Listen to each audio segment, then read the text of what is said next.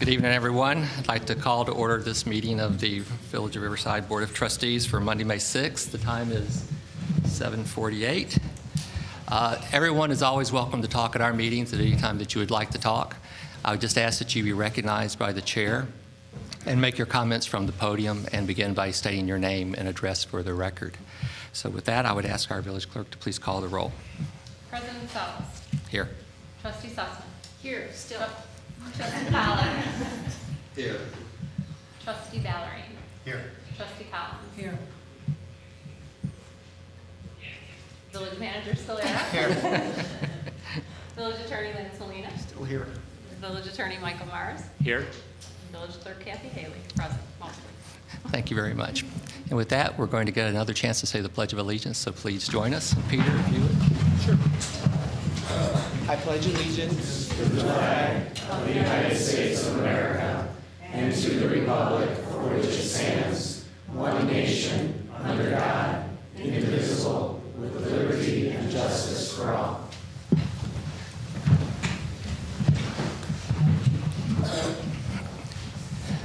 The next item of business is, as President Gorman mentioned, is a nice thing. We get to say nice things about people who work very hard for our village and whose hard work we really appreciate.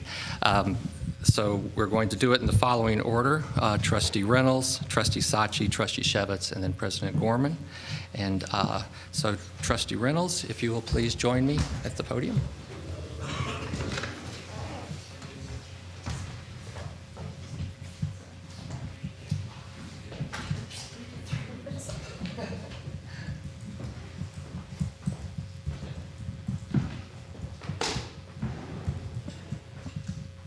I've been told I have to speak up, so I'll try to speak a little bit louder here. So I have before us here a proclamation thanking Trustee Reynolds for his many years of dedication and hard work for our village that far exceeds anything he did with only the Board of Trustees. I've worked with Jim for many years on landscape issues within the village, and his dedication to our village and its landscape is unquestioned. So let me please read this. James Reynolds. Whereas James Reynolds has provided dedicated service to the Village of Riverside as trustee from 2009 to 2013, and whereas James Reynolds served as trustee liaison to the Landscape Advisory Commission, Safe Environment Commission, E911 Commission, and the Board of Fire and Police Commissioners, and whereas James Reynolds has provided advice and counsel on public safety, health, and landscape matters to the Village of Riverside, and whereas during his term of office, he worked with the United States Army Corps of Engineers, the Illinois Department of Natural Resources, and Riverside's federal and state legislators to ensure that the removal of the Fairbanks Dam, notching of the Hoffman Dam, and improvements to Swan Pond Park would provide a lasting benefit to our community and preserve Riverside's National Historic Landmark status. And whereas James Reynolds, as trustee, displayed warmth and friendliness in village affairs, reaching out to community groups and other intergovernmental agencies, and volunteering his time and talent to the residents of the Village of Riverside, now therefore be it resolved that we, the members of the Riverside Board of Trustees, do hereby express to James Reynolds our sincere and deep appreciation for his service and leadership to the residents and to the Village of Riverside.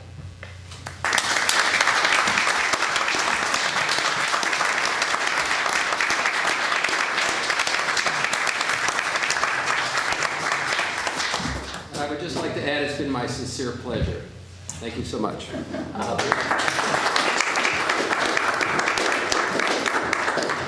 And a little something to take home with you. Wow. A plan that you've done a lot to protect. They weren't kidding when they said it was big. Thank you. Okay, thank you.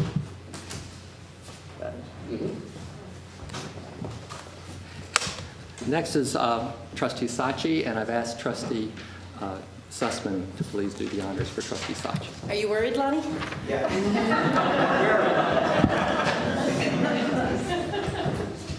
You know, it gives me great pleasure to be able to award this to you, Lonnie. And as in the case of Trustee Reynolds, your service to the village certainly precedes, and I'm sure, I hope, will continue to follow your service as a trustee.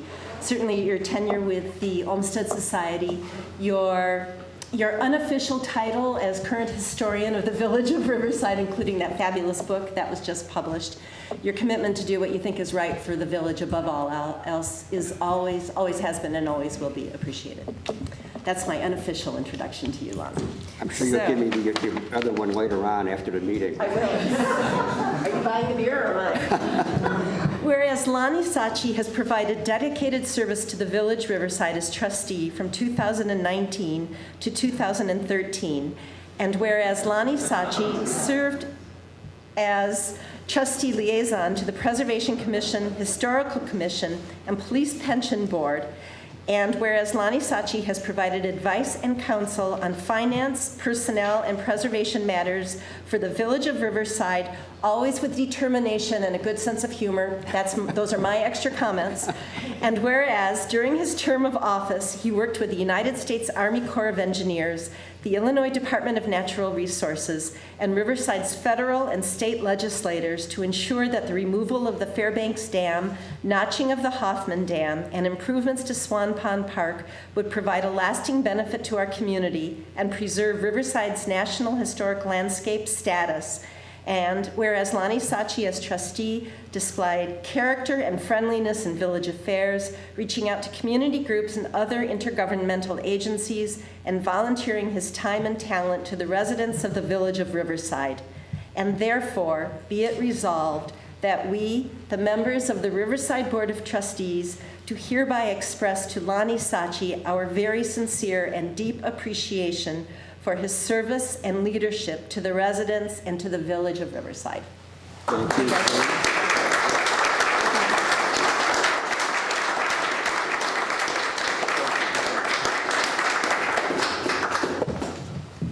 Thank you. You want to look back? Oh, One more picture. one more. Okay. Thank you. I get the small map because I missed too many board meetings in Florida. So Mike told me I was just going to get the small one. So I graciously accept it anyway.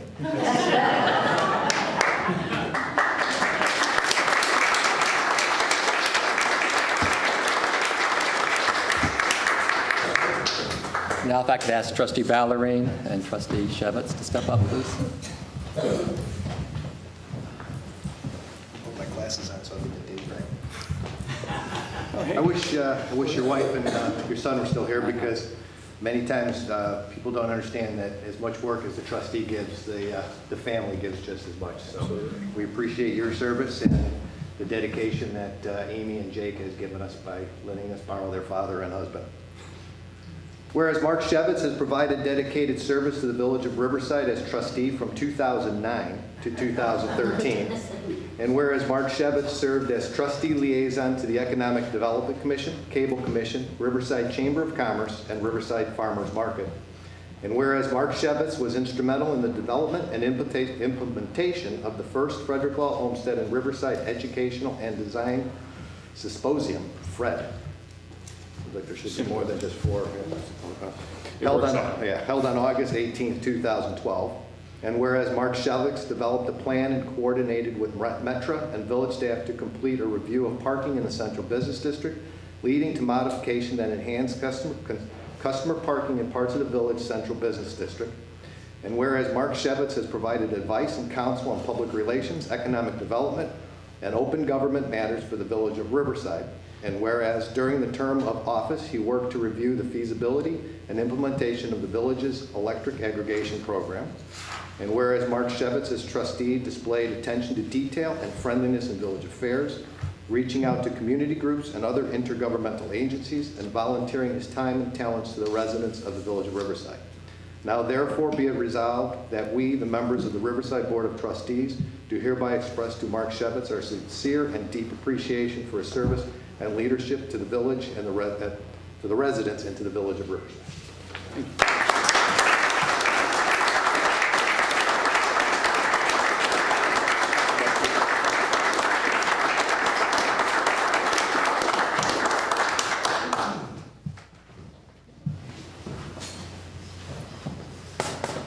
Thank you. Now if I could ask Trustee President Gorman to please step up.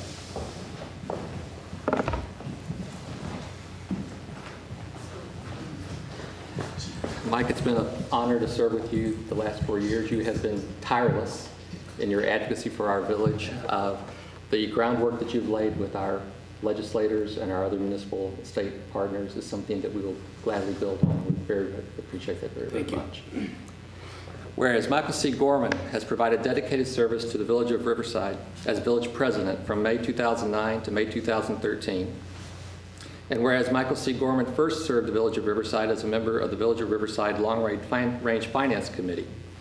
And whereas Michael C. Gorman as village president served as a member of the West Central Municipal Conference and its legislative committee, the West Central Solid Waste Agency, the Metropolitan Mayor's Caucus and its Service Delivery Task Force, and as a member of the board of directors of the Chicago Metropolitan Agency for Planning. And whereas Michael C. Gorman served as an advocate promoting the interests of the village with our federal, state, and county legislators, our community partners, and municipal officials throughout the Chicagoland area. And whereas Michael C. Gorman was a proponent of Riverside's National Historic Landmark status, always highlighting the uniqueness of our community as Riverside, this place matters. And whereas Michael C. Gorman has in his years of community service demonstrated compassion, dedication, and commitment to the Village of Riverside. Now therefore be it resolved that we, the members of the Riverside Board of Trustees, do hereby express to Michael C. Gorman our sincere and deep appreciation for his service and leadership to the residents and to the Village of Riverside.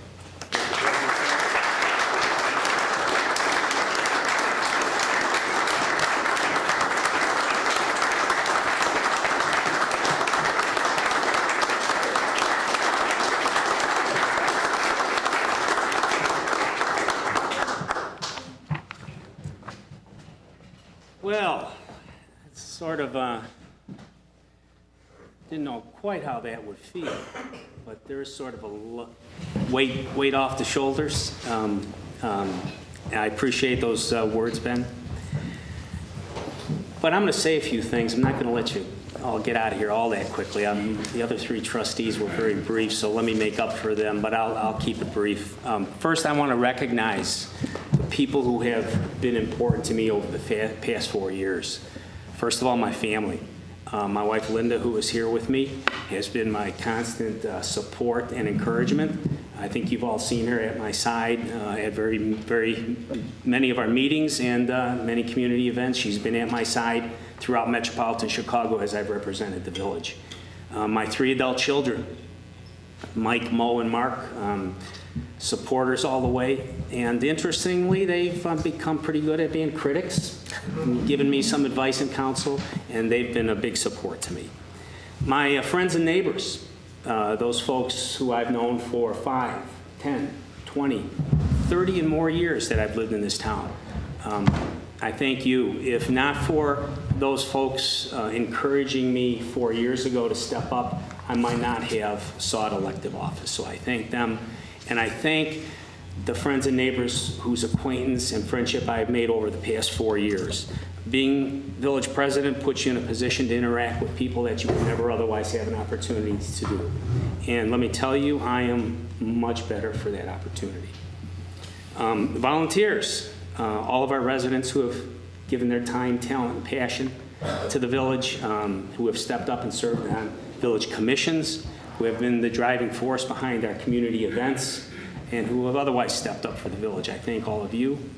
Our village staff, under the direction of Village Manager Scalera and all of our department heads and the entire staff.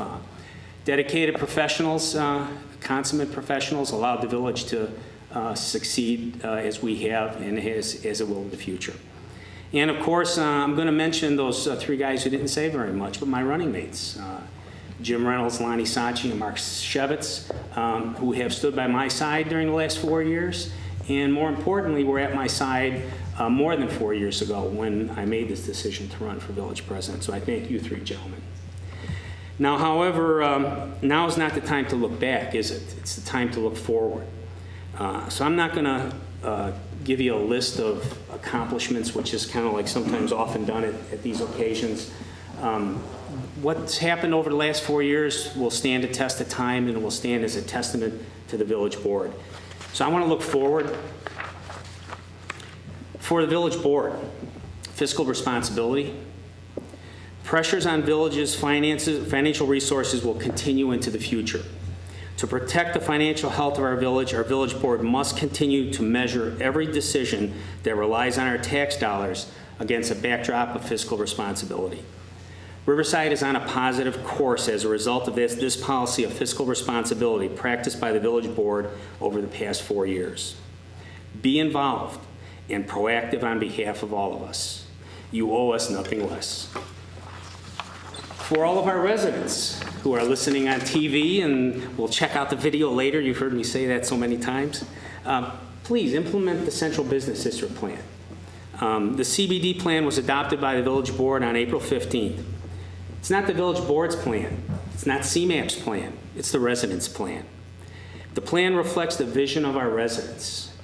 The recommendations in the plan are pragmatic and achievable. We need to take advantage of CMAP's 2-year commitment to provide assistance and expertise in implementing this plan. I encourage you to work directly with Village Manager Scalera and with the village board to move forward to consider implementing those aspects of the CBD plan that are of most interest to you. And for all of us who love Riverside, embrace Riverside's National Historic Landmark status.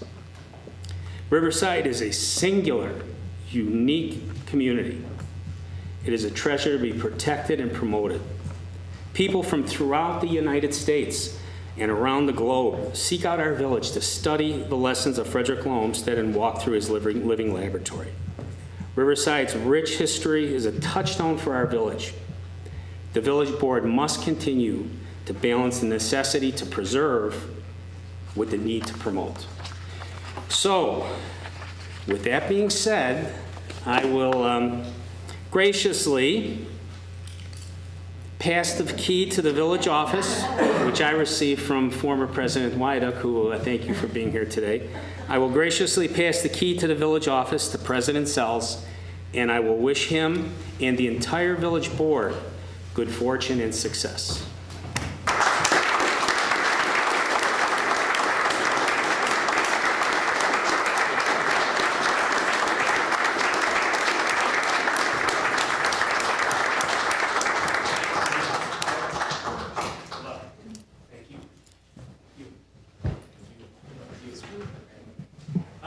Wait, where's my map?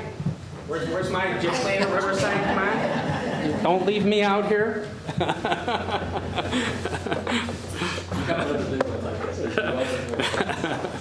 right.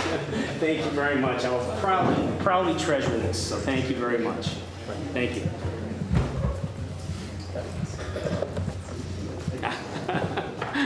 Thank you, Gene. Okay, one last here, standing in the board. All right, thank you. No hurry.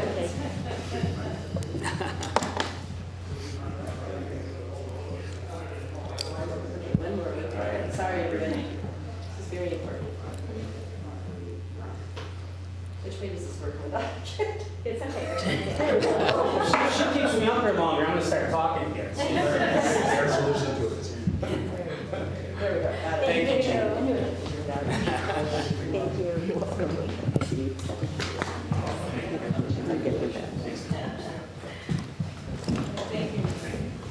Thank you, President Gorman. Peter just told me now that I have this key, he's going to change the locks.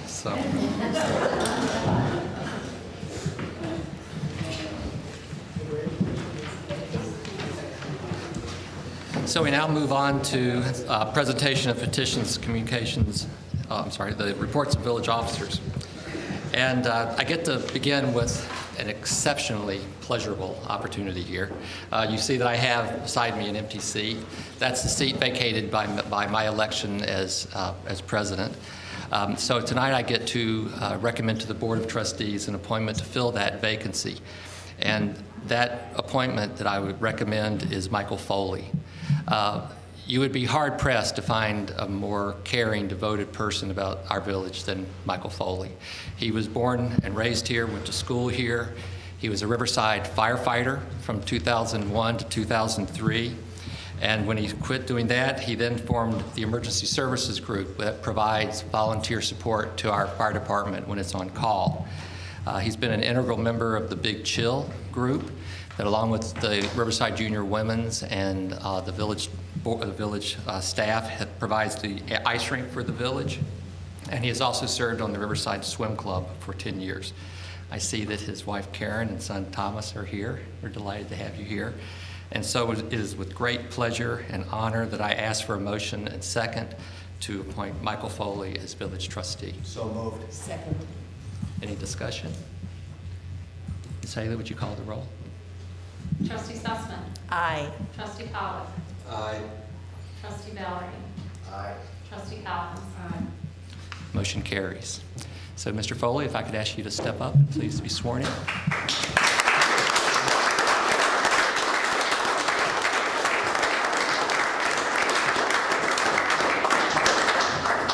Raise your right hand and repeat after me.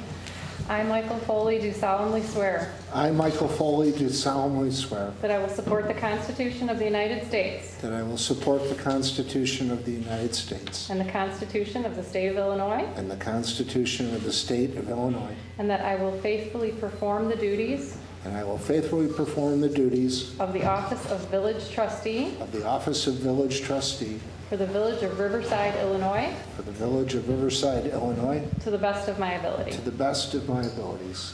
Congratulations.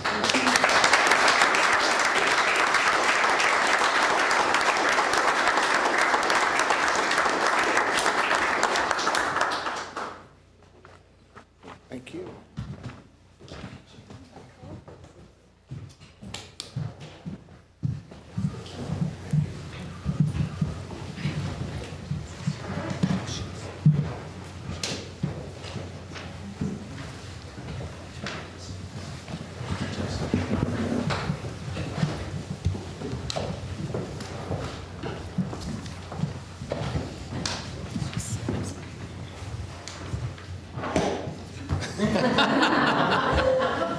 The fix was in.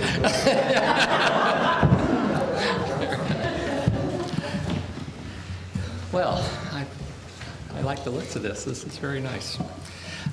Before we move forward with the business at hand and get into the practicalities and the policies, the decisions we're going to have to make over the coming months and years, I did want to take just a few minutes, if I could, to talk about something a bit more basic to our village and to our way of life here. We all know that in the past several weeks, we have experienced significant hardship in our village. The flooding, the record flooding that happened back in April was devastating to many of our neighbors. They lost valued and sometimes cherished possessions, a great deal of damage, and they were some pretty dark days there for a while. But at the same time, something else was going on. And something that has ceased to even surprise me at the amount of time I've lived here. We saw that our residents respond with enormous compassion and goodwill. From the filling of the sandbags, dozens of people filling sandbags, to the churches and the volunteer groups that came in after the flood event to help with the cleanup, to offer encouragement and solace that only a true community can offer. The staff and the police and fire who worked long hours to make sure they could do everything that they could and to keep us safe. That's the kind of community we live in. A little over a week ago, the Riverside Brookville High School Day of Service, we had dozens of high school students and faculty come to our village and help our volunteers with the Frederick Olmsted Society and the Riverside Springs Ahead group to restore Patriots Park and plant and do the mulching of our planter beds in the Central Business District. They worked all day and they worked hard, and they did it because it needed to be done. Again, that's the kind of place we live. The day before, on April 26th, was Arbor Day, and maybe some of you read about this in the paper. Little Mary Henley. Last year, it was her 4th birthday.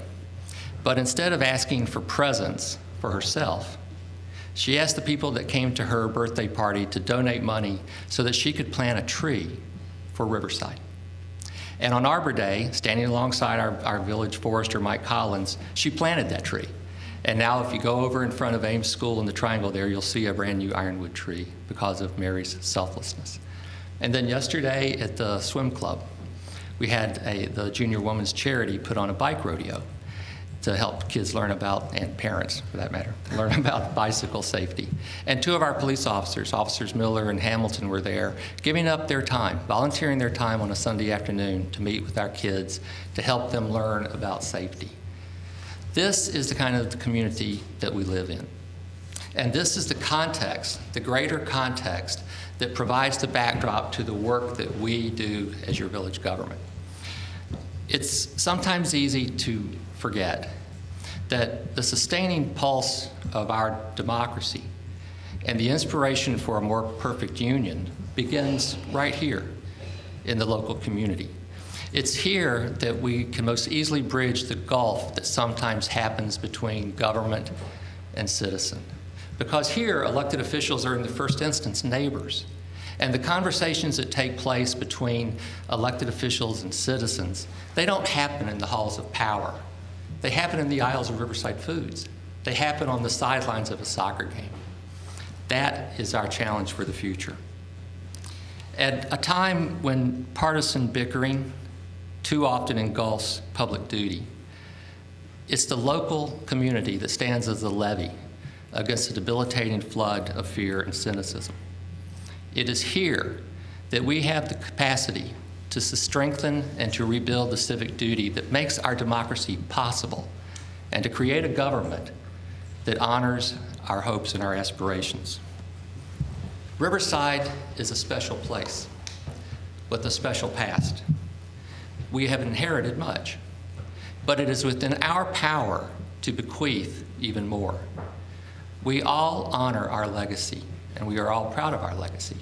But I am more interested in the legacy that is ours to leave. Riverside is our home, and this is our time. The decisions that we make together in the coming months and years will weave our common fate. But even more important is the spirit of community that we will engender by our actions. It is that public spirit, more than any independent decision that we might make, that will decide whether this generation of Riversiders will take a step closer to Riverside's greater dreams. So, as we meet the challenges and opportunities ahead, let us do so with grace and fair consideration, remembering that it is our shared duty as both citizen and government alike to leave a lasting example of what it means to be a good and a decent people. If we can do that, and looking at this board, I have no doubt that we will have served our village well. Thank you very much.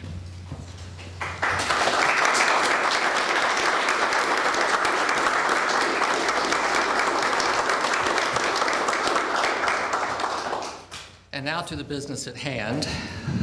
First up is a reading of an ordinance amending various sections of the village code of the Village of Riverside relative to the Village Board of Trustees.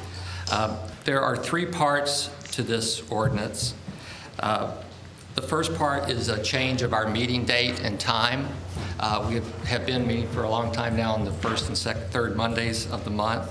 We're going to try something new. We're going to try meeting on the first and third Thursdays of the month. And our hope is that having that longer period of time early in the week will give us more of an opportunity as a village board to interact with village staff, to get questions answered ahead of time, to hopefully make our meetings more efficient. The second part has to do with the agenda itself. The ordinance that's being presented here tonight gives the president and the village manager the authority to experiment with different agenda formats so that we can find if there are ways, for example, that we can free up some of our attorney time so they can spend some time with their families and not be here every 2 weeks. So that's the second part. And then the third part has to do with trustee assignments. For the longest time, the trustees have been assigned to various departments as liaisons to the various departments within the village, in addition to being liaisons to the various commissions and appointed boards. We're going to try something where we're just going to have the trustees interact with the commissions and the appointed boards. And hand in hand with that change is with regard to how we're going to handle the agendas, you've seen if you've watched the meetings for a long time, you've seen all the trustees sit up here and read these histories. They're prepared by staff. And inevitably, what happens is we read the histories, there's a question, and then we have to call the staff member up to answer the question. So we're now going to have our staff, the department heads, will present the various ordinances and resolutions that they are recommending to the board, again with an eye toward efficiency, and also to create more of a camaraderie and an interaction between the village board and our village staff. So those are the main things that are in this. It is a first reading, but I would ask the trustees to consider waiving the first reading and enacting this evening so that we can actually begin with our new agenda format at our next meeting. Our next meeting will be on May 23rd, which is not the third Thursday, but if we were to do the third Thursday, it would be next week. We want to have a week in between so we don't bunch up all the business. So our next meeting would be on May 23rd, and then beginning in June, when Trustee-elect Hamilton is back with us, we will go to our first and third Thursdays throughout the summer. That also is a little bit different. We will be meeting twice a month throughout the summer. We're not going to be taking a break during the summer because we have a lot to do with regard to CMAP and budget that we're going to be getting at early and quickly. So with that, I would ask for a motion to approve this ordinance. To waive the first reading. To waive the first reading. And approve. Yes. It can be done together. So moved. Second. Any discussion? Ms. Haley? Trustee Sussman. Aye. Trustee Pollak. Aye. Trustee Foley.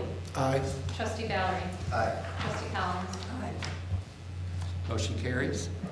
Next up is the village manager's report. Mr. Scalera. Okay. I have just a few items. First is I would like to, on behalf of the village staff, thank the outgoing elected officials for their dedication and service to Riverside. At the same time, I would like to welcome and congratulate the new trustees, Trustee Collins, Trustee Pollak, and Trustee Foley. I, along with the rest of our village staff, look forward to working with you to move Riverside forward. Hopefully the pleasant weather we are experiencing will stay around a while as we are still trying to recover from the April storm event that led to significant damage in the West, Pine, Groveland, and Lincoln area. Village staff has met with FEMA representatives and Illinois Emergency Management Agency and Cook County Department of Homeland Security representatives this past Saturday, in which a preliminary damage assessment team came out to review flooded structures in our community to determine if those areas meet the declaration threshold damage amount that the state is looking to submit to FEMA. If the state is successful in their recommendation to have the area declared a disaster, then grants would become available to homeowners to assist with the repair of damage from the flood, as well as an opportunity for the Village of Riverside to seek reimbursement for extraordinary costs associated with the storm event. The cleanup has resulted in the filling of 15 large dumpsters, which the village, working with Allied, has rotated in the affected areas for the past 2 weeks to allow residents an opportunity to discard any items lost from the flood. The village has also had Allied complete a village-wide special pickup the Tuesday following the event for any homes outside of the main area that experienced backup as a result of the village and MWRD system being surcharged. That ties into, we'd like to thank everyone for their patience during the storm, and we ask any homeowner who has not contacted the village to please contact us so that we may indicate on our GIS system, which is a computer-based mapping system, to highlight all of the problem areas that have experienced either backyard flooding or sewer backup. And so that information then can be used as we complete our sewer system analysis that in the coming months to identify problematic areas, which will eventually lead to the staff identifying deficiencies in the system and helping us establish a project priority list. And finally, I'd like to remind all residents that vehicle stickers and dog tags will go on sale beginning May 13th. Residents may purchase vehicle stickers online, by mail, or here at the reception counter. In the past, residents were able to purchase the stickers online until approximately June 20th to allow for processing. However, this year, residents will be able to purchase vehicle stickers online all the way through the last date, which is June 30th. And with that, I have no other items, Mr. President. I'd just like to reiterate what Peter just said about reporting to the village if you had problems with your basement or backyard flooding. I was speaking with the lady at the bike rodeo yesterday who lives over in Northwood, and she was telling me that a number of the homes over there had experienced basement flooding for the first time in anybody's memory. We need to know that. So, don't be shy about it. Please let our village staff know if you experienced it, so we can include this in our analysis and try to see if we can alleviate some of these problems in the future. In all the hubbub and handing out of proclamations and maps, I left out public comment. So, is there anyone who would like to address the board? Mr. Gallius.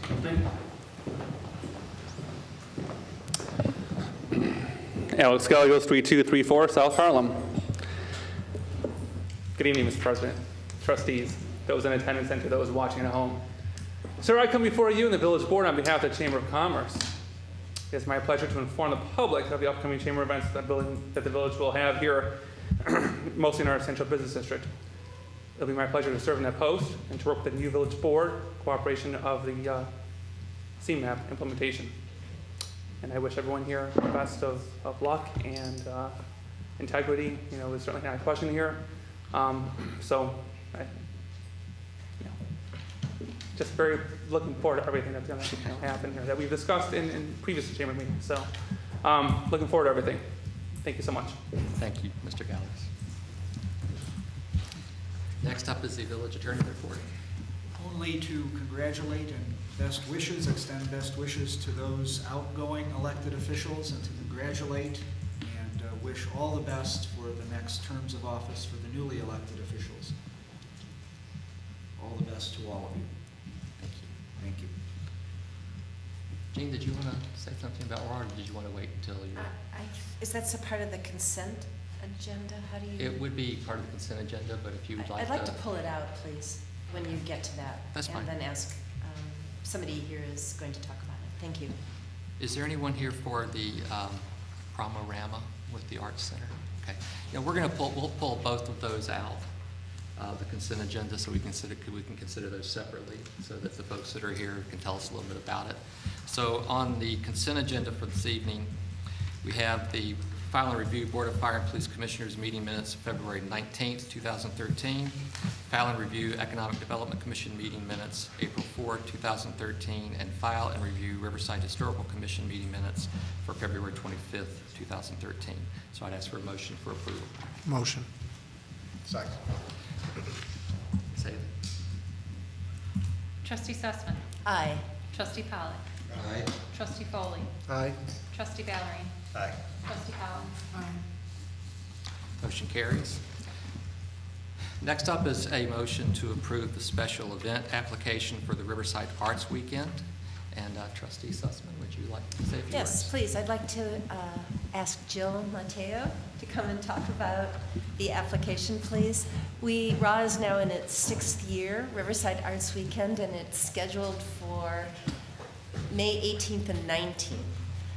There are a lot of different things going on. The application was submitted to staff and signed by staff. And because we haven't talked about it very much, and it is in 10 days, anybody want to volunteer? Raise your hands now, please. I would like to ask Jill just to talk a little bit about it. Surprise, thank you for letting me know. Yes, so as Jean said, the event is May 18th and 19th. We're hoping for some really good weather again. It's going to be all entailed in Guthrie Park. So our music, our artists, our community art project, food, beer and wine this year in a beer and wine garden. So everybody bring your wallets and come out and have 2 great days. We're going to have over 60 juried artists. We're going to have art demonstrated. Live music all day long on Saturday and Sunday. Some Brazilian guitarists, Los Sones de Mexico, an acoustic guitarist. Jean's in charge of music this year, so that's why I'm looking at her. Local music, we have. Local music. Buddy Love professional Review music. and Fable, local musicians. Jimmy's Place is doing most of the food, so there's going to be good food, chocolate twist, Aunt Diana's, empanadas, the smoothie people from the farmer's market, and Molly's is doing the beer and wine. So 10 to 5 on Saturday, 10 to 4 on Sunday. So everybody come on out. Red Moon? Red Moon. How could I forget? Red Moon from Red Moon's Neighborhood Arts Theater is coming on Saturday to do an immersion experience in coordination with Central School. And that's all I'm going to say about that. It's a surprise. You need to be here all day Saturday afternoon to see what's going to happen. And then Sunday, we're going to have our second annual fashion show coordinated with Dominican University, and that's going to be at 2 o'clock. Volunteers? Joan? No, We'll sign you up, Joan. Thanks. Thanks, Joe. So with that, I would ask for a motion and a second to approve the special event application for the Riverside Arts Weekend. So moved. Second. Discussion? Ms. Haley? Trustee Sussman. Aye. Trustee Pollock. Aye. Trustee Foley. Aye. Trustee Valerie. Aye. Trustee Collins. Motion carries, and I can encourage everyone to come out to it. It's really going to be extraordinary this year. I've been seeing a lot of the planning. It's going to be great. Next up is a motion to approve the special event application for the Riverside Arts Center's Prom-a-Rama to be held at St. Mary Parish on May 18th. And Mr. Finn, you're going to say a few words. Bob, you might want to turn that microphone a little bit towards you so they can show. Does it sound okay? Perfect. Bob Finn, 157 North Delaplane, and as Ben said, I'm representing the Riverside Arts Center. We have our annual fundraiser coordinated the same weekend as the Raw Weekend, and it's the evening of May 18th. This year is the 20th anniversary of the Arts Center, so we're trying to plan for something bigger and better than ever. So if you have an opportunity, please plan on attending. It is at St. Mary's Parish Center. And one other thing I want to mention is I want to thank Kathy Haley and Mary Beth Reimer for their help in getting our paperwork through, and also for helping us on the promotion side, getting our banner up in town. The other thing I'd like to say is that information for this is available at the Art Center, which is at 32 East Quincy, and on our website. Any questions about the event? Is the Art Center open every day if you wanted to go there No. and buy tickets? No, we're a small nonprofit, and a lot of our state funding, we've lost that, so we've had to cut back on our hours. We're open. You're asking me the tough questions, Joe. Sorry. Well, I have my check written, and I need But to. tickets are available online. Well, I've already written the check. So Oh, all right. so Well, I if you know want to where give it to me, I'm actually heading over there right after this meeting, so. I didn't carry it with me, but but I will put it in your mailbox tomorrow. That works. Okay. That sounds good. 157. 157 North Delaplane. Got it. So. Any other questions? And we also are looking for volunteers the evening of our event. So. And I understand that prom attire is... Prom attire is optional. Yeah, optional. What are you wearing? Dust off that. What am I wearing? You're going to have a blue velvet? Yeah. Dust that. You have to come that evening to see. To see what you're wearing? Yes. Thank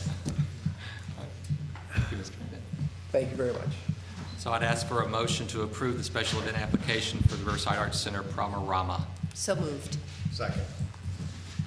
Any discussion? Ms. Haley? Trustee Sussman. Aye. Trustee Pollock. Aye. Trustee Foley. Aye. Trustee Valerie. Aye. Trustee Collins. Aye. Motion carries. There is no unfinished or deferred business. Next, we move to the reports of board chairpersons. Finance and Personnel, I'm going to ask Mr. Scalera to please present this item. Okay. What you have before you is a ordinance abating the tax levied for the year 2012 to pay the principal and interest on $2,250,000 general obligation refunding bonds, Series 2010A of the Village of Riverside, Cook County, Illinois. The reference bonds were issued in 2010. Property taxes were levied through 2020 in conjunction with the bond issue to provide additional security for the bondholders. The Village of Riverside has adequate funds to cover the debt service payments for the year 2012 and therefore wishes to abate the property tax levy related to these bonds as intended at the issue date. This debt issue refunded debt that was originally issued to pay the construction of the Public Works facility. The annual debt service payments are funded through the alternating year debt issuances, with those proceeds being placed in an irrevocable trust to make it the annual principal and interest payment. Staff requests that the first reading be waived, as the county needs to approve the ordinance on file immediately. So I'd ask for a motion to waive the first reading and approve this ordinance. So moved. Second. Any discussion? Hearing none, Ms. Haley? Trustee Sussman. Aye. Trustee Pollock. Aye. Trustee Foley. Aye. Trustee Valerie. Aye. Trustee Collins. Aye.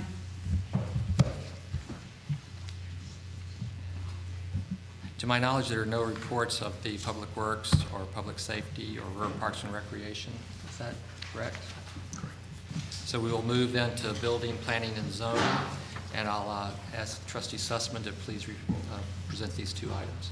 Thank you, Mr. President. We have two items before us tonight. Both were discussed and voted on, actually, at the last Plan Commission meeting. The first has to do with amending Title IV, Chapter 3 of the Village Code of the Village of Riverside relative to fuel price signs, and this is in the sign ordinance part of the code.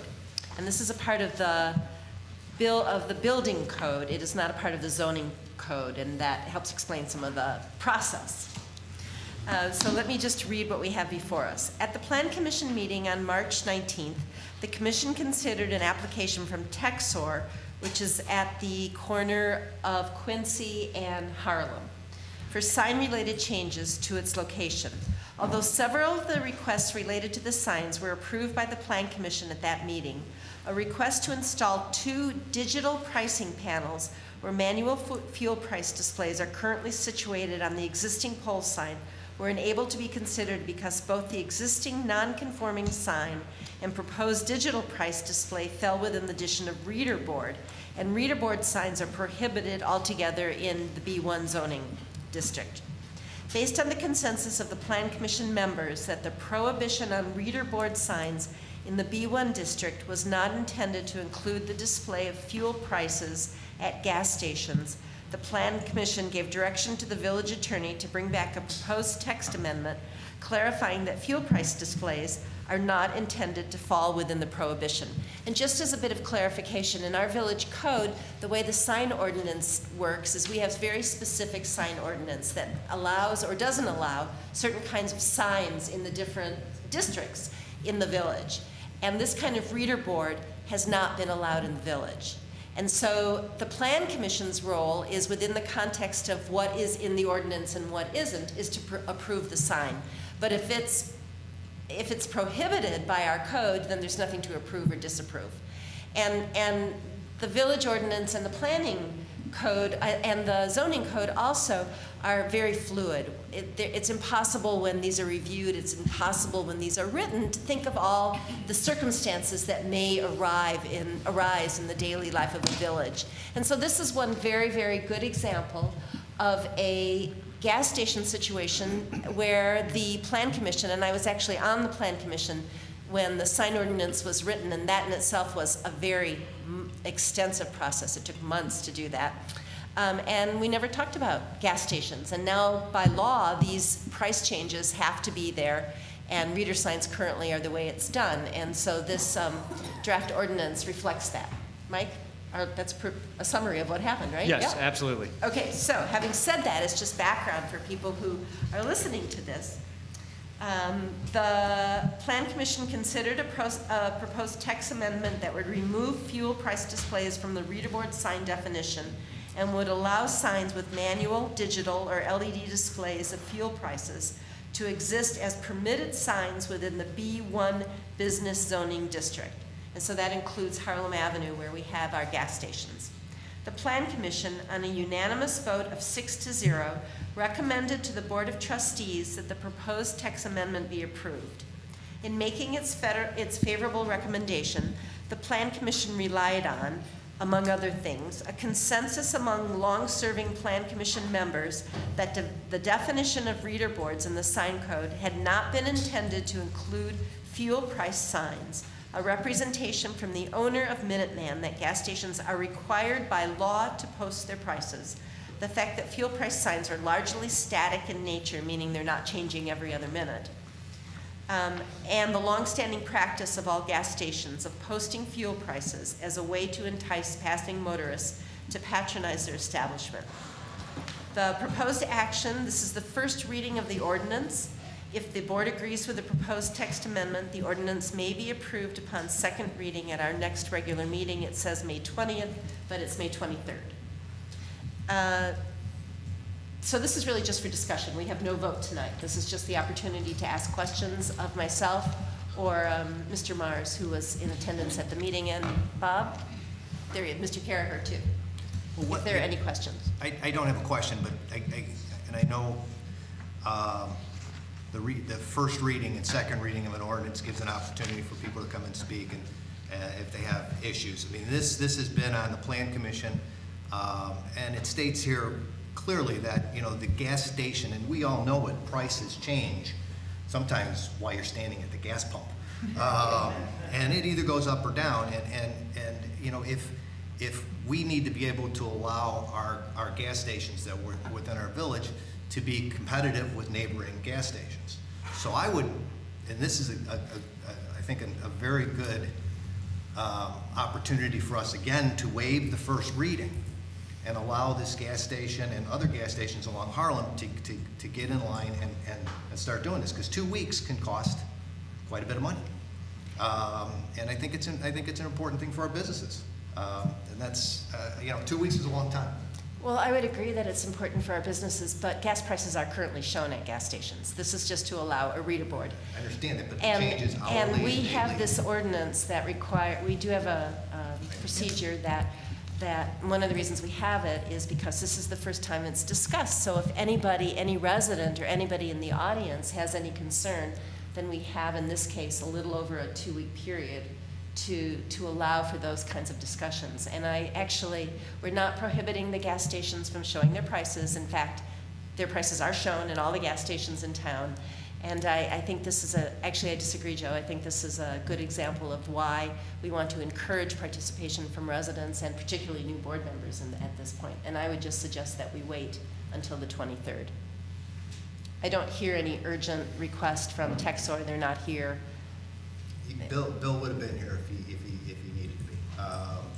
And as they say, the gas prices can change hourly, and people drive down the street, and sometimes you can't get a person out to do the change, and you know the amount of traffic on Harlem, and if one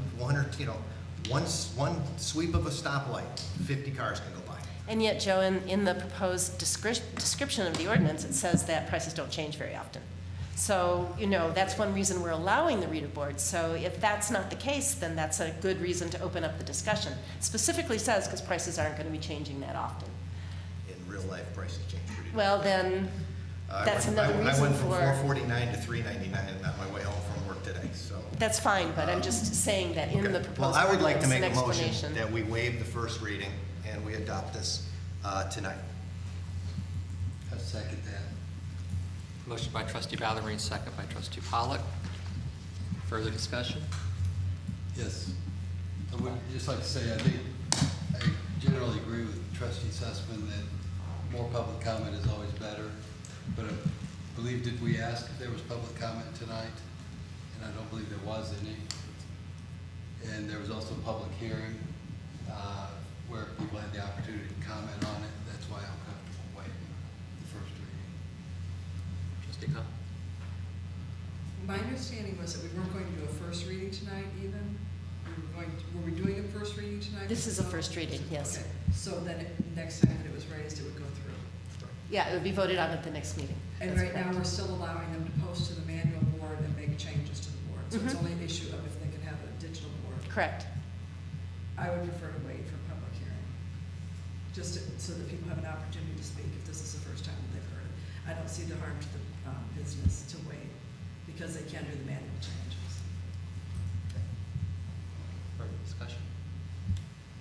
Haley?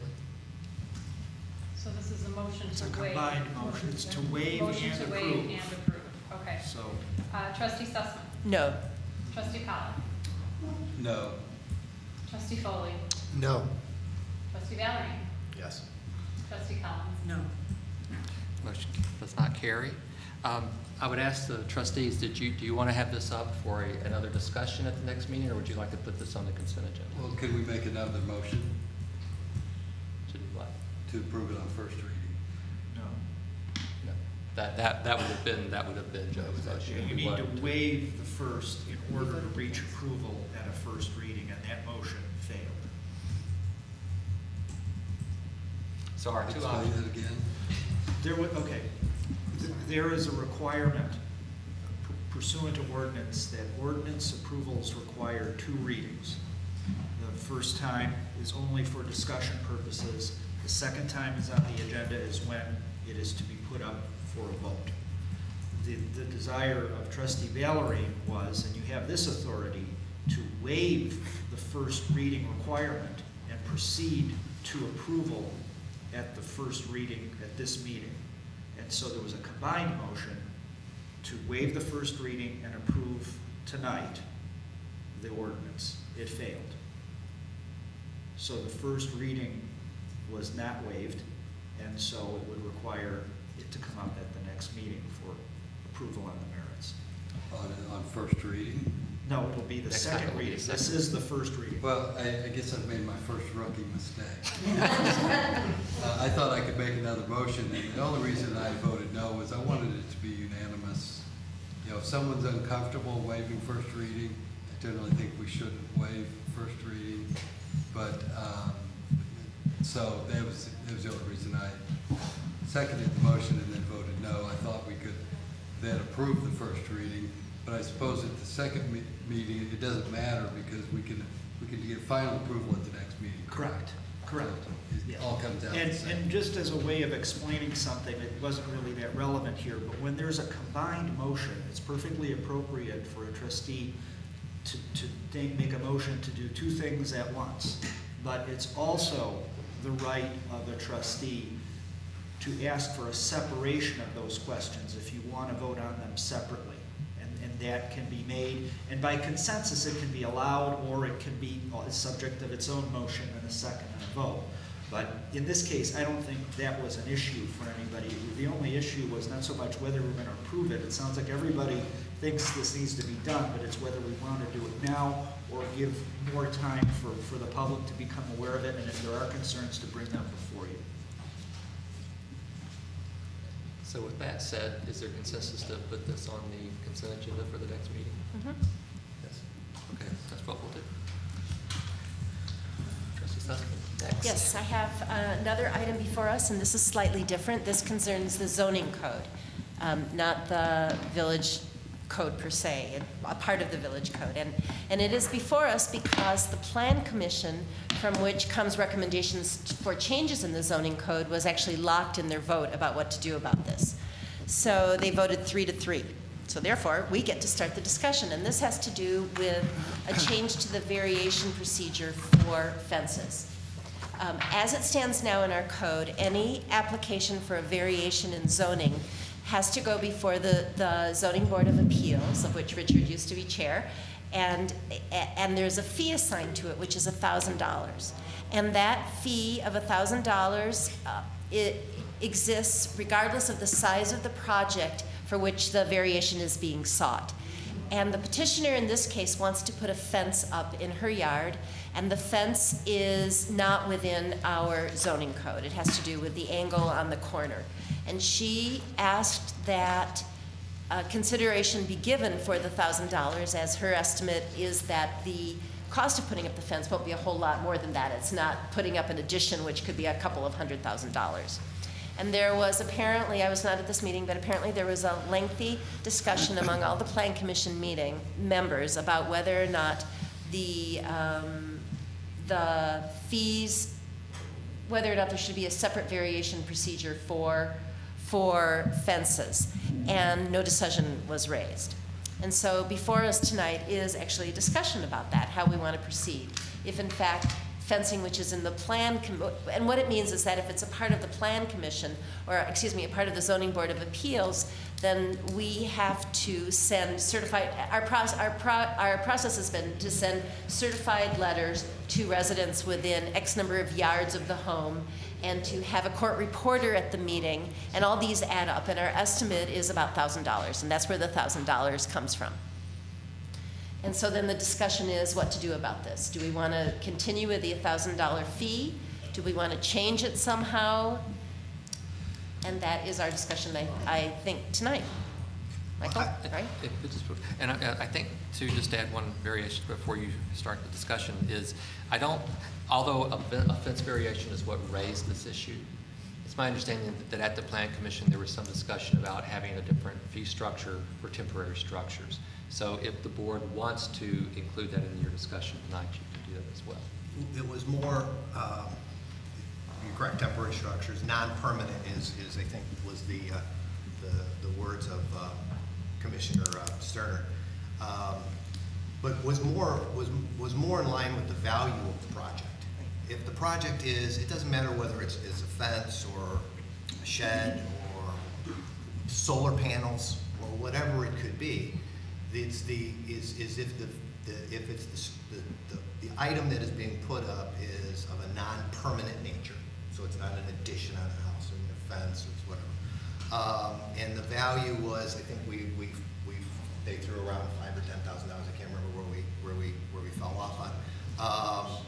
But the fee would be something more in line of $250, and we would be able to reduce the cost of the ZBA by not having certified mail, if that's possible. If that's possible. We don't need verbatim minutes. Minutes can be taken by a member of the ZBA. They can also be recorded and then transcribed. They don't have to be actual verbatim minutes. So I thought there was ways we could reduce that cost because a couple of the commissioners had an issue with the fact that the village taxpayers should not be subsidizing even lower projects. But in essence, I mean, I've seen projects go through over the last couple of years, and I don't know of a project yet that has fallen within $1,000. I mean, if we really want to say we don't want it to be subsidized, we just say, you will pay so much for the certified mail, so much for this, and on top of that, whatever lawyer costs we incur, because I can tell you that when you look at the lawyer costs, a lot of times we're over $1,000 on some of these issues. But my goal was to try to, and I want you to understand is I'm not advocating the process for this fence or the structure or a solar panel. I'm not advocating that process. What I am advocating is if somebody wants to do something, it should be within their right to go through the process at a reasonable cost based on the value of the project. I think it's unreasonable for us to ask for $1,000 for a $3,000 or $5,000 structure or project. A fence, I'll just use that as an example, should not be, should not have the same as a two-story addition. That's where the 3-3 tie, and that's where we kind of wrestled with this since then, and some of the discussions that I've had. And I have a suggestion about that. I would suggest that this be a two-part discussion. One is that we talk among ourselves as to whether or not we want to explore a less expensive way of proceeding for less expensive projects, whether they're permanent or temporary. If it's about money, then it doesn't really matter. But I would like to also suggest, having said that this isn't the appropriate place to work that if we say we want to reduce our costs, then we say to staff, could you please come back with a recommendation? Rather than us saying, well, let's cut the letters by X% or the lawyer's fees by X%. Don't look worried, I was just kidding about that. That maybe it's more a discussion of, do we agree that we think that that we should look at less expensive projects and ways of allowing people to come up before the ZBA without incurring $1,000 on a less expensive project. Attorney Morris, did you have something? Yes. The question that the Plan Commission was looking at was, were they interested, upon direction from this board, in moving and having a public hearing on possible text amendments to the zoning code on this issue? And when we were talking about the notice requirements and the 250-foot radius in the certified mailings, one of the things that I noted is when you are working within the zoning code context, those are required by law, so there's not much flexibility to bring that down. So an option that we had talked about was moving your entire fence code section over to the building code, sort of the way that you handle the signs. And that way, once it's out of the zoning code, you do have flexibility in terms of those things to decrease the radius, just like we have for sign variations. It's more on a need-to-know basis as determined by staff and the Plan Commission. And you can get rid of the certified mailing requirement in favor of other means of notice. And so that's something that the Plan Commission talked about. In this particular case, she's struggling because she's on a corner. That can simply, you could change the code and people on the corners wouldn't have this issue. But the Plan Commission sort of rejected that idea because they said when we put this in, we did it with a particular purpose, and that was to address these fences going into next door to people's front yards. And they felt there was a number of lots around town that were similar to this one, and they didn't want to do that. And then, some of the members felt also that no change was necessary because she does have an existing remedy, and that is to pay the $1,000 and ask for a variation. And, it appeared on some of the basis of her application that she may have a case for a variation. So those were some of the options that we struggled with, but there was no consensus to move forward with a public hearing. And so the Plan Commission at this point was just reporting back to the board that they weren't able to reach a decision. But obviously, if the board directs a public hearing to occur and the Plan Commission to talk about some options, then that will take place. So a public hearing to talk about whether to move it to the building code? Any sort of text amendments. I mean, we could phrase it generally enough to cover various text amendments, a number of different options, all the options that I talked about. If the board feels that this is something that they want addressed and these possibilities considered, and you gave direction, we could create a public hearing notice that would allow them to have a wide-ranging discussion on figuring out what to do about the fence issues. As opposed to us saying we do or we don't want to move it out of the zoning code? Well, or... even if you decided you did want to, you'd still have to send it to them yeah, because it's a text I meant, amendment. excuse me, Lynch, you're right. I meant as opposed to giving them directive that we want to move it out of the zoning code. Right, to more let them open-ended propose directive, something. yeah. I guess that would be, I'm sorry. I just, to be clear, so if it remains part of the ZBA, the variation process, are you saying it has to be by certified mail, by statute? Yeah, and the 250-foot radius is not optional. And Joe, Trustee Hellring had seen some other examples. My guess is those were home rule municipalities. And you have the flexibility there to set up your own zoning structure. It doesn't have to be the one in the Illinois Municipal Code. I just couldn't remember if that was in the municipal code or not, but it is, so. But you can get to the same point by moving it to the building code. Are you saying that the state law requires certified mail? Right, for zoning variations. Certified mail. Well, I know it requires the 250 feet. Oh, well, I thought you were saying, I couldn't remember. My understanding was certified mail, but I can double check that, Doug. You don't There's think a so? lot of villages in violation if it Okay. requires certified mail. I just couldn't remember, but I know. 250, I agree with. Okay. Bob, did you If I may, we do have two options, certified mail or hand delivered. Oh. In an effort to contain costs, lately we've been going with hand delivery. If you could imagine in the central business district, we could have up to 120, 130 notifications that are required because of the density at about $6 a piece, plus the time to put the envelopes together through the mailings. So oftentimes we opt for the hand delivery. More residential areas, it might be 20, 30 homes.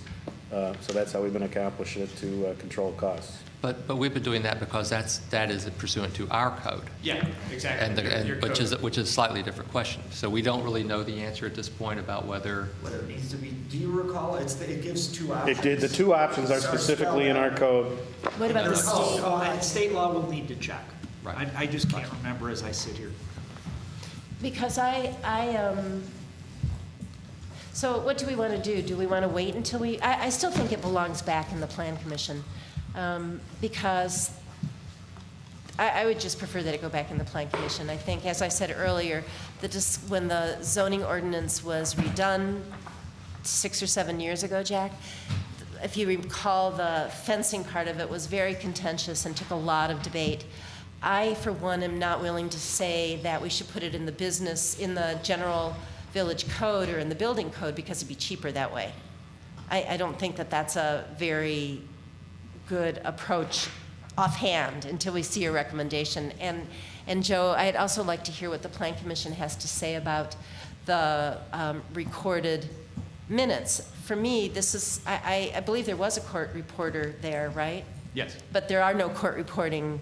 The minutes there are minutes here, but there aren't the proceeds of the court reporter. Right. For public hearings, she makes verbatim transcripts, and otherwise she just creates a summary. Okay, because I would say that this is actually an excellent example of why you want a court reporter.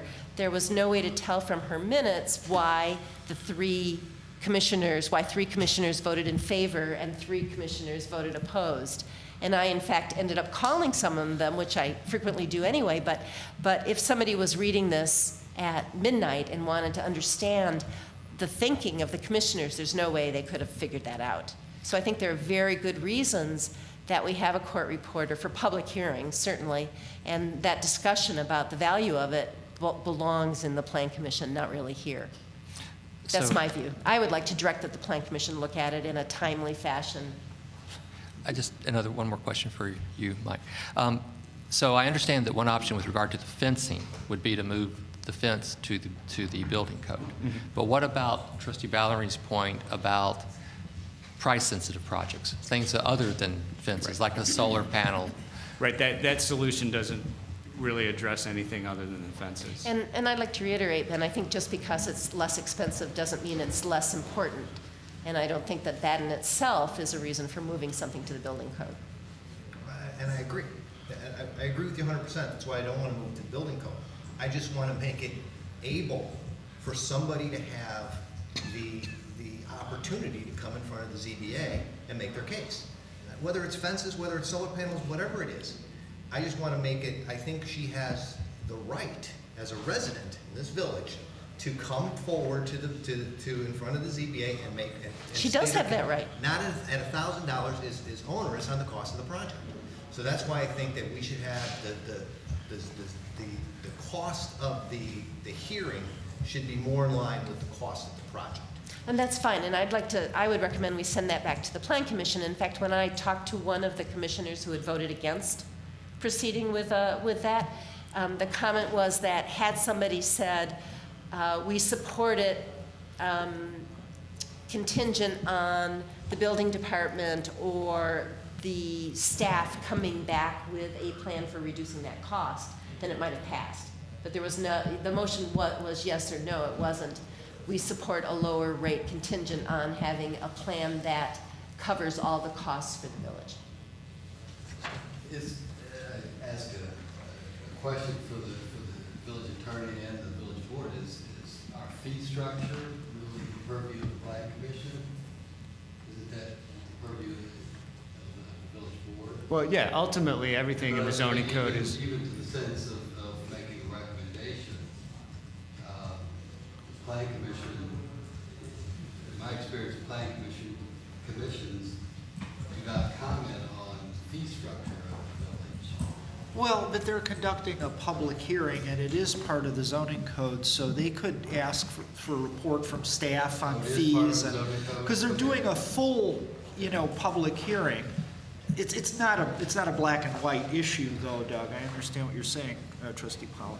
And I'm looking at the statute. I believe we're looking at. My light went off. That the statute requires if it stays in the zoning code, within the 200 feet, serve written notice either in person or by registered mail, return receipt requested on the owners. So it's one or the other. It's the state statute. And that's consistent with what your code currently says. Our code reads, "The notice shall be delivered personally or may be sent by certified or registered mail, properly addressed with sufficient postage affixed hereon with return receipt requested." But again, by moving it, you could keep all the same requirements as if it were in the zoning code substantively, but eliminate that one, if that one was the one you wanted to change. If it was in the building code, it wouldn't go to the zoning board or the planning commission. You could send it there. Yeah, it depends how it's set up. Yeah, So you for could instance, send it there. the board a couple years ago created a sign variation process, but said that those, even though your sign code is over in your building code, the plan commission is the one under your ordinances that makes decisions on sign permits, and in that case makes recommendations, I think, to the board on sign variations. So it depends how you guys have the flexibility to set it up how you want. So it would go to the planning commission, though, not the zoning board? It's up to you. I mean, that was a question Yeah. on the sign variation process, is where do we want it to start? Do we want it at the ZBA? Do we want it at the plan commission? Or do we want just the board to deal with it? And the way it ended up was it starts at the plan commission and comes to the board. And by ordinance, all sign permit requests go before the plan commission. And the idea then of keeping the sign variation with the plan commission, even though it's a variation rather than the ZBA, was because the plan commission works consistently with your sign code and has under that approving of permit process. So if we move it to the plan commission, we could basically do first-class mail, reduce the cost. It doesn't have to be. If you move it to the building. The building to the building, then, okay. Because you're much more limited, because you're not home rule, in the way the zoning provisions of the statute are drafted. My only goal here is to reduce the cost so a resident can have a fair hearing for a smaller project. And I would say a project of, I don't put a dollar on it, $10,000 or $5,000. I don't care what it is. I'm not a proponent of fences. I'm not a proponent of solar panels in your front yard. I'm only a proponent of somebody having a fair hearing. And I'm a proponent of making sure that our zoning codes are enforced and that our village continues to look as nice as it does.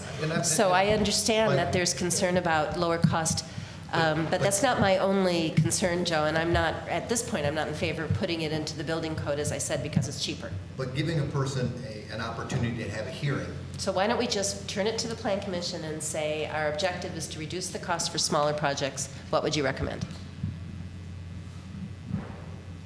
If it was moved to the planning board, or to the building code, is it not then up for discussion? Is it just an automatically accepted fence? Or The board could direct the plan commission to review that, and then by moving it to the building code, as the village attorney stated, you can keep the same stipulations as it currently has for fence variations, and just move it to the building code, where you would eliminate the need for some of the legally required statutes, and by doing that, it reduces staff time and therefore could reduce the overall cost of a homeowner seeking that variation. But for this particular project on Bird, if it was in the building code, she would still need to have a variance for the fence, correct? Yes, So there is yes. still there is still a review process. Correct. But not by the Zoning Board of Appeals, which is constituted for that reason. The Plan Commission is not constituted for reviewing items that are in the zoning code. And when the zoning code was put together, the Plan Commission itself said fences belong in the zoning code, not in the building code. But who reviews within the building code? I'm sorry? Well, I didn't really, get your question, Pat. I'm sorry. Who would review it if it was under the building The code? Plan Commission. Well, no, not necessarily, because the village board, as part of whatever direction or final action that you could take, you could decide whether you want the plan commission or the zoning board to be which body you want to have review of that. Yeah, but if you have the zoning variation. board, then you haven't solved the problem, right? Then you have so you could have the ZBA review something in the building code just to get around the cost? Correct. Right, so and Yes. it gives a flexibility. That's what I'm It's a looking good at. question, Pat. Yeah. So you can still have the same body that's charged You could with have it. the same body, you can maintain the same level of control you have now over fence So one variations. option for the Plan Commission is to say for proposed changes of less than $5,000 or whatever the limit they would come up with, then, well, you can't really do that. You can't say automatically everything less than $5,000 goes in the building code. You could leave it specific to fences also. Well, we could do this for all accessory structures, because fences are no different than a playhouse or What was the word that you a used? shed or solar panel. Solar panels are Right, much, so following up on that, I mean, if, to get creative, we could look at, the Plan Commission could work over the course of more than one meeting, obviously, on a text amendment and come up with accessory structures or some other definition that's sort of capturing the lower cost items that Trustee Ballerine was talking about. And we could figure out a way to try to address those at a lower cost. that's what I would suggest. How frequently, Bob, are we seeing these low dollar amount variances? We're not seeing them that often. The particular corner we got to cut here, so to speak, is that it's not so much the applicant's property, it's that she abuts properties with street yards. And our ordinance is clear that she can probably come out about 12 feet and then return to her house. Basically have a dog run would be permitted. It's not practical at all. It wouldn't be adjacent to an egress door, where she could let her pet out, et cetera, which is the reason for the fence. So we're just bound that her fence could not encroach into the neighbor's street yard setback, which is the property line to the front facade of the house. So she's just asking for some type of body to see if she can have relief to extend in that area. And there's numerous She has that, options. again, that she's seeking relief without paying the $1,000. That is correct. She has relief, Yes. it's the $1,000 that she doesn't want to. Well, no, I can't say that she doesn't want it. It was just something during the discussion of the permit application that Well, she she's came to- basically talking at a $2,500 fence. Right, but she So- came to this board to seek waiver of the fee. Yes, So she she did. does want waiver of the fee. Oh, Well, she's but we're not certainly talking considering about her, to Joe's point, we're really not talking about this specific case. We're just talking about the concept of lower cost variation procedures. So it seems, if I'm hearing things correctly, though, it seems like we've got two discrete things here. One is with regard to the fencing code as it currently exists. The Plan Commission could recommend that we move the fencing code to the building. That's one thing. And then the creative aspect of trying to craft language that would also encompass accessory structures could be something that could be handled on a several meeting basis. And I don't think it's about accessory structures. I thought it was clear, Joe, that it was about some kind of minimum or maximum cost. Accessory structures per se I wouldn't be in favor of because solar panels can cost a lot of money. And I'm not in favor of waiving the fee for a solar panel. I agree that it's, that. We could, I mean, I think we can, we're making, I think we're making this mound out of a molehill. It would be cheaper for us just to tell her she could pay just pay the $1,000 before we pay all the lawyers' fees to redraft our plan commission and zoning. I'm trying to just, and maybe it's just as simple that we say that projects that cost less than $5,000 can go in front of the ZBA for $250. And if we have to send out certified mail, we send out certified mail. And we absorb a little bit of the cost on the smaller projects, and maybe we should be thinking more on our larger projects that we're not capturing enough of those costs. I don't want to make this difficult, and it seems like this is now getting made difficult, and it's taking a lot of time, and I don't want it to spend months in the Plan Commission and text amendments and all this kind of stuff. Well, that's what it would be. It would be a text amendment. So what I'm saying is, why can't we just lower the fees for variances for projects less than $5,000 to $250? Because I personally am not in favor of subsidizing regardless of the cost of the project through village funds. Have you subsidized it? You think every zoning, you think the village center cost us $2,000? I mean, we as a board, as a village, we subsidize everything. Well, but there are also building fees that go in. So the Village Center paid more than $2,000. They paid a percentage of the cost of the project, But Joe. what they paid for to go in front of the ZBA was nowhere near what it cost to go in front of the ZBA. So we subsidized that.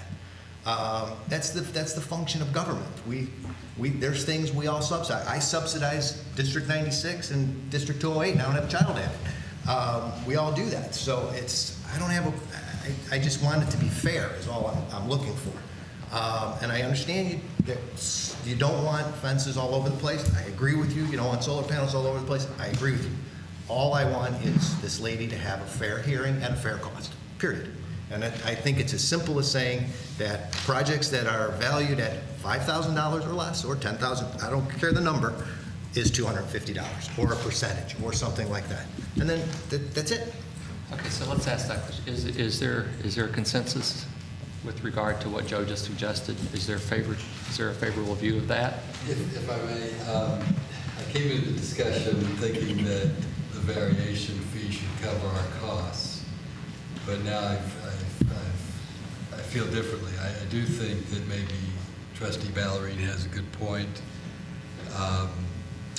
And I guess what also sways me is that for accessory residential structures, we see 2 a year, 3 a year variations for accessory residential structures.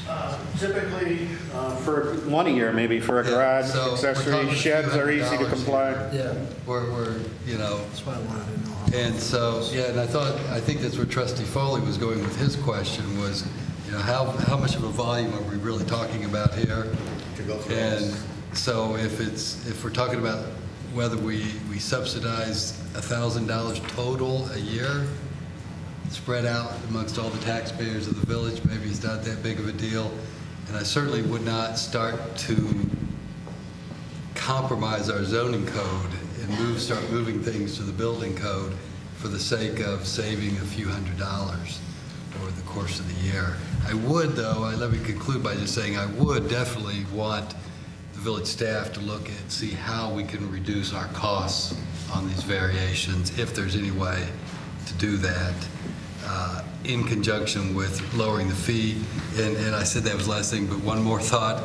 I would draw the line at accessory single-family residential structures, period, and not try to do it based on a cost value, because the cost factor is way too variable.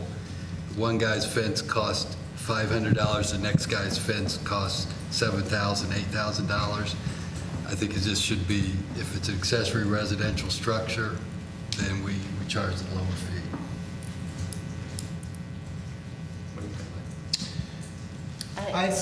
Sorry, go ahead. No, you go ahead. I would like to agree with Jean. Be careful on what we offer a discount on, I guess. I have no problem with fences, but I do have problems with sheds and structures of that nature. And depending on the severity, I guess, of the variance in which we're asking. I think Bob can speak to some variances that he sees or comes in that just, I guess, have hair all over them. There's so much time and problem and issues. And then there's the easy ones, like this one. And so I would be in agreement with Joe, but for certain things. Because I think I would agree with Mike too, because I think some accessory structures can be very complicated. There's the issue of permeable surface with garages or sheds. Setbacks. Maybe that's what you were talking about, setbacks, all those things. I guess I think that I like the dollar better, because I think that these more expensive projects lend themselves to large garages or large patios, very expensive structures that require a number of variations, Joe. I agree with you. I'm actually with Doug. You've swayed me on the dollar amount, but I don't agree with Doug on the accessory structures. And I have to say, I think I agree with you now. I agree with you. No, I agree. And I think it's important that we keep a dollar amount so we don't get into this garages and patios and things like that. Sheds. Right, I do agree with that. That we stay at a $5,000. Maybe it's even $5,000, just a small amount. So, I mean, how many $5,000 variances have you had in the last year? None. But you may get more because people are probably at that price maybe doing things without. I would rather so- have them come I agree. and ask than just do it. I agree. At least we have the opportunity to say no. I have a procedural question. This sort of thing, does this still have to come, can we do this, say, or does it still need to go to the planning Well, commission? and I come was back to just us? looking at that. Sometimes the fee structure is built into the zoning code. I was just leafing through, I don't see it. Are the fees outside the zoning code? They're just. Fees are in the building code. They are in? Okay. Site plan reviews, zoning, permit fees, et cetera. So if the fees are in the zoning code, then you do need a text amendment in order to change them. So they are or they aren't in the zoning code? They're I not. thought They're in the building code. They're in the building code. Oh, they're in So the we building? don't- Okay. Yeah, so So- you can so handle we it at a could- board level. So we could direct staff to come up with something that makes sense for something less than X number of dollars. Correct. At this point, we don't have to send it back to the plan commission. Absolutely correct, yes. And it's not a text amendment, it's just an amendment to the building code. Yes. Okay. So the fee for the public hearing for the zoning board of appeals is in the building code. I thought it was in the It's zoning code. building or administration, I'd have to go. It's not in zoning. It's not in the zoning In either code. case, the board has the authority to change. Correct, as long as it's not in the zoning code. Trustee Collins, did you have? So it looks like we have consensus What, then. Richard? Wait a minute, Richard? It sounds like we have consensus to ask staff to do two things. One, to make every effort they can to find ways to reduce our cost for the public hearing, right? And to bring back to us a tax, well, can we do it by motion? Or does it have to, it'll be an ordinance, right? We're still changing your actual village So code. it'll be so an We don't have ordinance. to vote today. We just Yeah, have so to you'll bring back an ordinance. And my Okay. 250 was just a number that I grabbed. That number should probably. So we'll let staff consider that and bring us back a draft ordinance when they get it prepared. Is that okay? Okay. Anything else? Thank you. Good job, Doug. Okay, thank you very much. There is no new business. There is no executive session, so unless anybody has anything further, I'd like a motion to adjourn. So moved. Second. Ms. Haley? Trustee Sussman. Aye. Trustee Powell. Aye. Trustee Foley. Aye. Trustee Valerie. Aye. Trustee Collins. Aye. The meeting is adjourned.